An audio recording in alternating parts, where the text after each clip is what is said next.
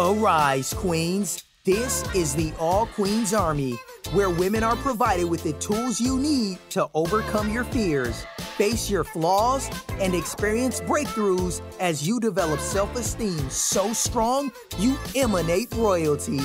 Now, for your host and commander of the All Queens Army, Breizy Time. Welcome to the All Queens Army podcast. This is your girl, your host, Breizy Time. I am here today with another dope episode for the Queens. Yes, honey, super excited. Ooh, did I just blow y'all eardrums out? I'm sorry, y'all. Golly, I done blew my own eardrums out. I am super excited, as always, to be in your ear because you're in my heart. So please forgive me if I'm like a little too pumped today and a little too loud. Let me tone it down, y'all. I'm super excited. It is another beautiful hashtag Motivation Monday. So you know I am here to drop some dope ass motivation, all right? So super excited. I have a great topic that I want to talk about today. This topic is just based off of some of the things that I've been observing up and down my timeline during this pandemic, because right now, as I'm recording this episode, everyone, for the most part, is currently on a stay-at-home order. We are at home quarantining, staying 6 feet apart with good social distancing because of the coronavirus pandemic across the world right now. So I'm recording this episode during that time, and there's a lot of things that I'm able to observe because, as you can tell, the world has slowed down. A lot of things are not moving as quickly, and I have more time to sit back, observe, and reflect. I've been pretty quiet on my personal and business social media pages since this pandemic and stay-at-home order has started. It's not because I don't want to engage, blah, blah, blah. It's more so because this is a time where I truly go into myself to protect my energy. I talked about that a lot on the last episode, so if you haven't listened to that one, you can check it out and see what I mean about protecting your energy and protecting my energy specifically during this particular time. So that's what I'm going to talk about. Before I get into exactly what today's topic is, as always, I am going to request my beautiful queens to go to the All Queens Army website and subscribe to the All Queens Army podcast if you have not already, okay? So if you go to allqueensarmy.com, you can click on the link that says subscribe. We are on quite a few platforms, so choose the one of your choosing. Well, I don't know. Does that sound right? Yeah, whatever. Okay, so we are on Apple Podcasts, Google Play, SoundCloud, Spotify, YouTube, and iTunes. So whichever platform you prefer,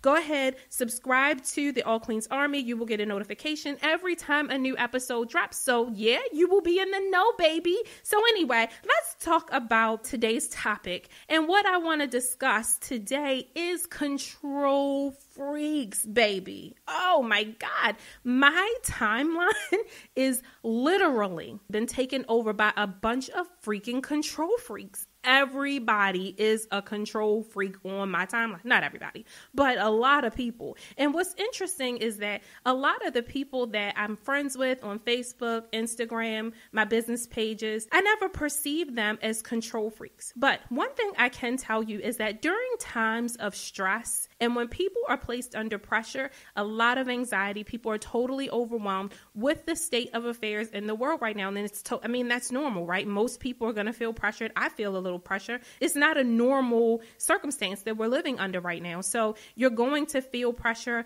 anxious, all of these different emotions that come out because of what's happening. People are losing their jobs. Unemployment is crazy. People are really disappointed with the president. There's all kinds of things going on, and it creates panic. And I am a firm believer that when people are stressed, when people are placed under pressure, it's almost like that fight or flight response, where when people are under pressure, their immediate reaction and their instant behavior choice tells you exactly who that person is. Because under pressure, it is very difficult for you to mask your true identity. Whereas though when we're not under pressure and we're just operating normally, we are able to control the perception that we give to people. But when you are under pressure, when you feel anxiety, when you're nervous, when you're afraid, when you're scared, when you're in panic mode, you don't have enough time to think before you react. So what you do is you react, and that's typically people's true character. That's their true self.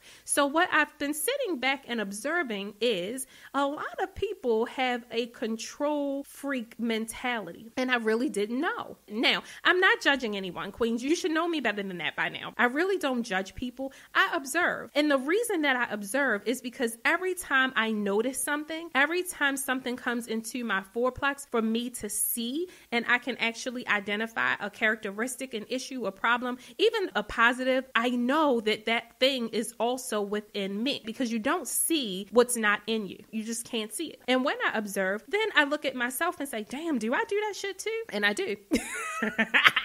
Y'all know I'm honest. Listen, All Queens Army is about transparency, vulnerability, and honesty, because that is the only thing that you can do in order to grow, right? And I'm all about growth and evolution and changing my life for the better and manifesting the shit that I want. So in order to do that, you have to be open, you have to be honest, and you have to be vulnerable, okay? And a part of being open, honest, and vulnerable is admitting your own flaws and being able to see yourself in the shit that you see in other people. So when I see and I observe all of these people being complete control freaks, I kind of looked at myself and said, damn, am I a control freak? And I absolutely am. Now, for me, I'm a control freak only in one part of my life, though, and that's with money. Yeah, I want to control all the money. I pay the bills. I know what's going on. I'm a control freak where it comes to that. I'm not a control freak where it comes to other people being able to be themselves, express themselves, do what they want to do what other people want to do with their lives, in their lives, has nothing to do with me. I can't control it. I don't even want to control it. So I don't really care about those types of things. I want to control money. That's where I can relate to a control freak, okay? What I can't relate to in regards to a person who's a control freak is someone who wants to force other people to do the things that they think are right, to do the things the way they think they should be done, to do the things when they think they should be done. That's where I kind of am like, yeah, that's a little weird. So here's what I've been observing in some people's behavior, which I find, again, very, very interesting, is that there's so many people who are not taking the stay-at-home orders very seriously. There's still tons of people moving about. There's still tons of people moving around doing probably non-essential things. And what you see is that there are lots of people who come on to social media and they critique the hell out of people because they're still moving around. They yell, they stomp their feet, they literally make a post 25,000 times a day. They are talking shit about the people who quote unquote aren't following the stay-at-home orders. They're regurgitating statistics every 5 minutes, blah, blah, blah, blah, blah. I've seen a lot of stuff. I've seen people cursing at people. I've seen people yelling at people. And when I say yelling, it's like typing in all caps. I've seen people judging people. I've seen people criticizing people. I've seen people basically telling people, take your ass at home. Y'all are irresponsible, calling people names. And I just feel like, listen, I understand the importance of the stay-at-home order. I think most of us really get that and understand the state of the world and why it's important to stay 6 feet apart, to only travel outside of your home when it's absolutely necessary. However, what I want to say is a lot of the people who are spewing all of the critiques and the judgment and the negativity and the name calling and things like that doesn't help. That's not a positive way to get to people, okay? If you want for people to listen, if you want people to understand, if you want people to take things seriously, and this goes for anything in life, not just this pandemic, not just the stay-at-home order, this goes for anything. This goes for your spouse, your friends, your family, your children. If you want people to listen to you, if you want people to do what you ask them to do, if you want people to quote unquote follow directions, if you want people to comply, you have to speak to people with love, patience, and compassion. If you talk to people and you're calling names and you're yelling and you're furious and you're angry, you're giving them a negative energy. Truthfully, all you're really doing is trying to project your fear, your insecurities, your worry, your panic, your overwhelming feelings onto other people. That's what you're doing.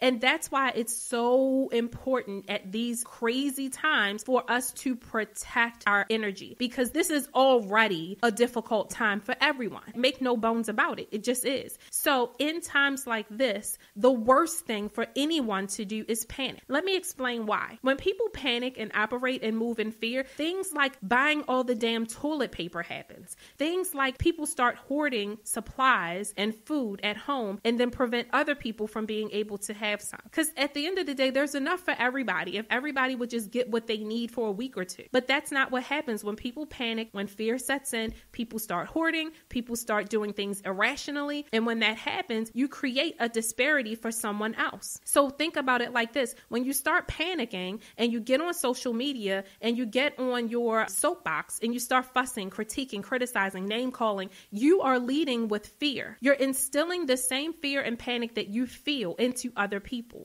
A lot of times people don't don't see it like that, but that's what you're doing. You're not giving people something positive. You're giving them something negative. And 9 times out of 10, what people are going to do with something negative, they're going to reject it. They're going to ignore you. They're going to not want to talk to you. They're going to distance themselves from you. They're going to detach from you. They don't want to be connected to you because that kind of energy doesn't feel good. Nobody likes to be yelled at, critiqued, criticized, told what to do, told that if they're doing this, then they're this type of person, they're irresponsible, they're this, they're that, they're the other. I want people to really try, especially now, especially in the state of affairs. People are losing family members. Older people and elderly people are home alone. Some of them just cannot move around. Some of them depend on their kids and their other family members to come over and assist and help. And we're being told to stay at home and not do that. That creates bad feelings and bad emotions and loneliness for a lot of people. So imagine someone getting on social media or talking to their kids or talking to their friends and their family and fussing and critiquing and yelling and judging about why are you still out? Well, maybe for some people, they're still out because loneliness is a trigger. Maybe it's a trigger for depression. Maybe it's a trigger for suicidal thoughts. Maybe loneliness at home is because you're at home with a spouse who beats your ass. Maybe loneliness at home for a kid is because they're home with parents who are abusive. So a lot of times when people go into panic mode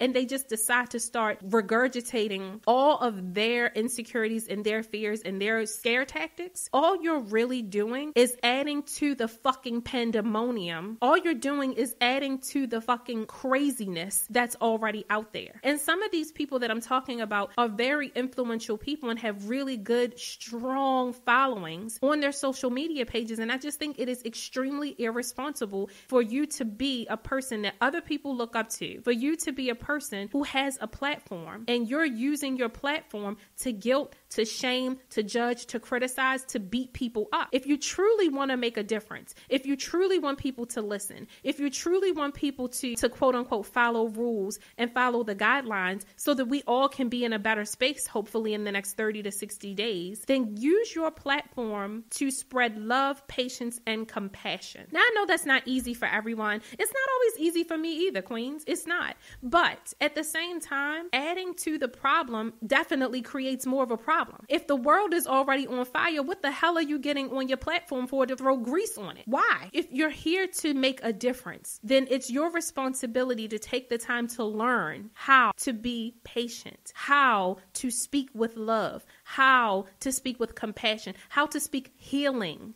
over people, not how to speak death and fear over people, because that's what you're speaking when you talk like that. I just wanted to share that. And again, it's just something I've been observing. No, I'm not sitting on my social media policing people and stuff like that. It's just that I've been a little more quiet and I'm observing. And it's just what I see. And I see it in massives from people who have big followings, from people who are very influential. And to me, it's just sickening. And I really, really wish that people would be more responsible with their voice and their platform. That's all. That's all I want to say about that. Now, I want to talk about the control freak side and why I feel like this is characteristics, right? When people get on those platforms and they start going on and on and on and all of those things, the reason why I classify that as a characteristic of being a control freak is because of this. And then I'm going to tell you, of course, why it's not beneficial, even to the person who is the control freak, why it's not beneficial for you if you have a person around you who is a control freak. Okay, so I'm going to give you both sides of it. So first, let me start by saying why I classify this type of behavior as being a control freak. Here's why. Because a lot of times what a person believes is best for them, if they start trying to force other people, to strong arm other people, to guilt other people into doing what they think is the best thing, to see things from the perspective that they think is the right perspective, that's when a person is being a control freak, because you're not allowing someone else to be who they are. You're not allowing someone else to think how they think. You're not allowing someone else to have their own thought process, to express themselves the way they want to express themselves. You're thinking that your way is the right way. Your timing is the right timing. Your way is the right way. And that's not necessarily true, because everyone has free will and everybody is able to do what they want to do. And only that person, only each individual person knows what direction they should take. And only each individual person knows when that direction wasn't the right direction. And so even as the control freak, even if you were right, who gives a fuck? Let people walk their path. Let people make their own mistakes. Let people learn what they need to learn. And listen, for us as moms, that's easier said than done, right? I get it. But at the end of the day, you don't have a choice, because still, even if it's your kids, they still have free will. They will grow up one day. God willing, they will be adults one day. So you have to learn how to let people be themselves. And so I call it control freak behavior, because when you overwhelmingly believe that the way you think, the way you behave, the things that you should do, your perspective, your beliefs, your feelings are right, and they're the only way, and then you try to push them on your friends, your family, your coworkers, your kids, honey, you're going to make yourself unbearable to be around. If you're listening and you're someone who has a controlling person in your life, you can probably agree, right? Sometimes a person is just a little fucking overwhelming and just too much, and you don't want to be around them. It's very difficult to take their advice. It's very difficult to have conversations with people like that. So I'm here to tell you, if you have a person like that in your life, don't let people control you. Don't let people railroad you. Don't let people tell you how you need to cope. That is between you and God or the universe, whatever you believe in. You figure out what's best for you, and that's okay. And no one gets to tell you anything different, period. So let me talk to control freaks a little bit. So if any of you control freaks are listening, and again, this is partially for me too, because I told you there's one part of my life that I am still a little bit of a control freak,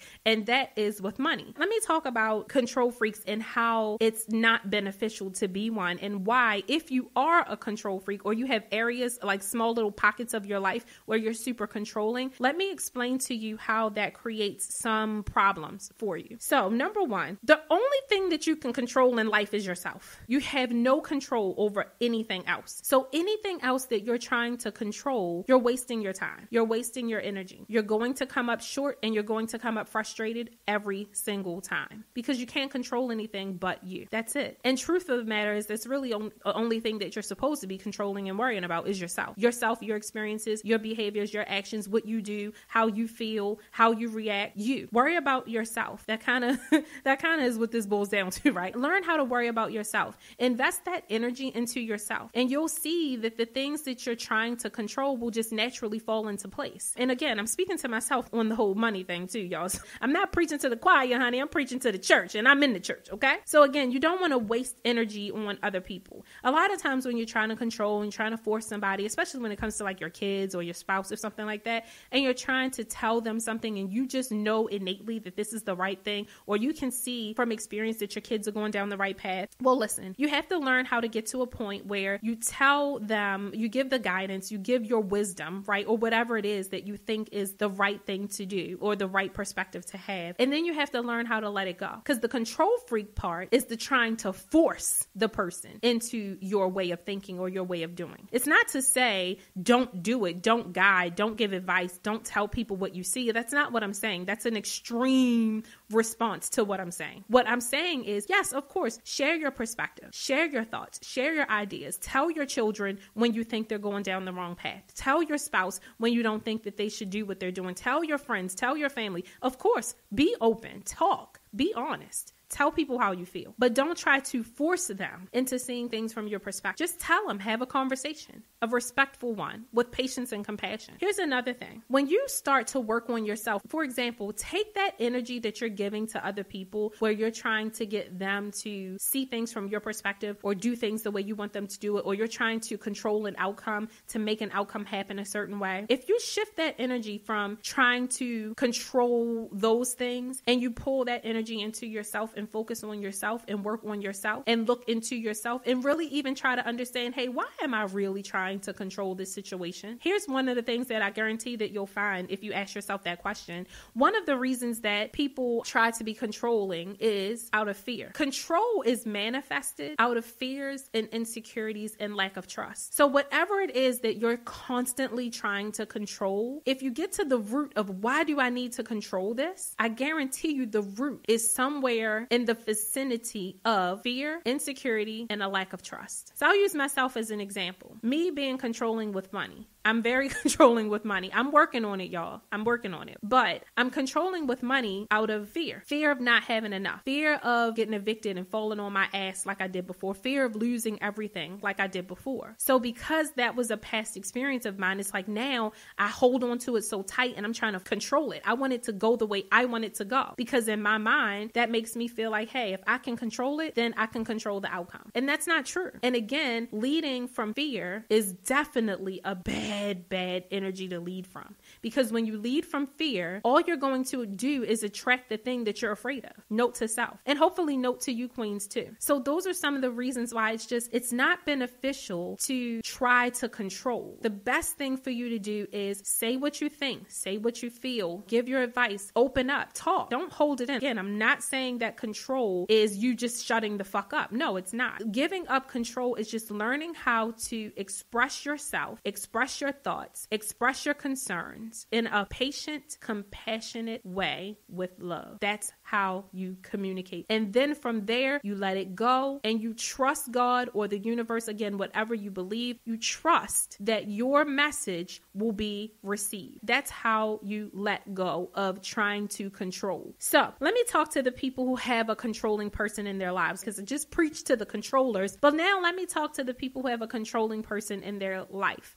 And that's me too, because I have a controlling ass mom. How many of y'all have a mom who is super duper controlling? My mom, love her to death, but she is a control freak to the nth degree, y'all, and it cracks me up. So now that I'm older, it doesn't bother me because I know that that's just her, so I don't get all bent out of shape, pissed off, upset, blah, blah, blah. I don't do that anymore. But I'm telling you, my mom is a total control freak. So let me talk to people who may not be control freaks, but you have someone in your life who is a total control freak, and I want you to know not to let people control you. Here's why. Controlling people are coming from an energy of fear, lack of trust, insecurity. And all control is a projection of people's fear, insecurity, and lack of trust. They're projecting that onto you. That's why people are trying to control you, or that's why the people around you who are controlling are driving you fucking crazy, because they're projecting their shit onto you. And I have tons of episodes about people trying to project their shit onto you. And the fact that you should not allow people to do that. You should recognize when they're doing it and reject it. You don't have to do it in a way that's disrespectful. You don't have to do it in a way that is combative. You can do it in a way that is super duper duper positive. But you should reject other people's shit. If someone is projecting their fears onto you and they're trying to control you and telling you not to do something because they're afraid of it, nah. You should still do what you want to do. You should still live out the life that you want to live. No one truly understands why you need to do what you need to do. So let me use an example of this pandemic and some of the behaviors that I'm seeing. And I see people getting on social media and they're trying to control other people and tell other people what to do and how to behave. And I've even seen someone on social media say, why do y'all keep going back and forth to the supermarket? Go sit your ass down and stop running back and forth to the supermarket. And I'm like, really? How the hell are you going to tell someone how often they should go to the supermarket? So if you're a person who deals with controlling people like that, here's why you should still do what the hell you want to do and not feel guilty that you're not quote unquote following directions. Because the person who's critiquing you about how many times you go to the supermarket doesn't know that maybe you don't have a deep freezer. You only have one small freezer and you can't put but so much meat in that motherfucker. Maybe you have 10 kids and they eat a lot and you're cooking every day. Maybe you're buying food for your mom who's stuck at home. So you got to keep running back and forth to the store because you're going to the store for her, you're going to the store for you. There's so many situations that could justify why you're doing what you need to do. But you'll have someone who will tell you that you shouldn't do it. But keep in mind, they're telling you that from their own perspective because maybe they don't need to go back and forth to the supermarket 3 or 4 times a week. But that has nothing to do with you. So I want you queens to make sure that you're not allowing someone to guilt you into doing what they think you should do. I hope you're not allowing people to make you feel inadequate because you're choosing something that they wouldn't choose or that they told you not to choose. I hope you're not allowing people to make you feel insecure because they feel nervous about something or they don't trust something or they don't think they can do something. So they're telling you the same. It's bullshit, period. Okay. So I know that this kind of maybe turned a little left or maybe a little right and we went into a different kind of a topic, but it's all relevant, queens. You can't allow other people's fears, insecurities, insecurities, problems, thoughts, emotions, feelings, anything that they're projecting onto you, you cannot take it and own it and make it about you. It's not about you. It's about them. So learn how to detach your emotions from other people's. Learn where your thoughts end and theirs begin. Because once you learn where your thoughts end and where theirs begin, and when your feelings end and where theirs begin, and when your fears end and theirs begin, you'll understand when people are trying to force you into or to strong arm you into doing something that they want you to do. So I just wanted to drop that on you, queens. I hope and pray that you queens are not allowing people to make you feel bad, to tell you what to do, to make decisions that maybe you don't want to make decisions that are best for them and not best for you. Queen, you deserve to live your life and do what you want for you because you want to goddamn do it. And you don't have to answer to anyone. You don't have to feel bad. You don't have to allow people to tell you what to do. You don't have to ask for permission to live the life that you want to damn live because you deserve whatever it is that you want. No explanations and no permission given. Okay? So with that being said, queens, make sure that if you are the control freak on the other end of this podcast, that you check yourself a little bit. I had to. Check yourself a little bit. Think about why you try to control. Think about the fact that it does create a little bit of anxiety, a little bit of sadness and displeasure. Trying to control things and control people will definitely put you in a place where you're not really enjoying life to its fullest, and you deserve to enjoy life to its fullest. So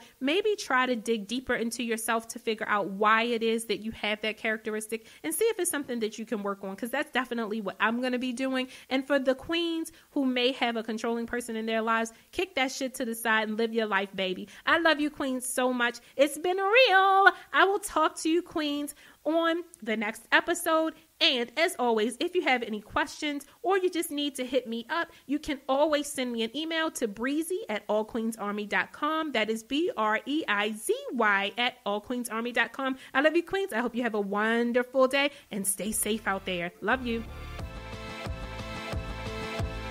Thank you for listening to the All Queens Army podcast. If you want to connect with Breizy Time and the All Queens Army, be sure to follow them on IG and Facebook at All Queens Army. Or head over and check out the All Queens Army YouTube channel. Until next time.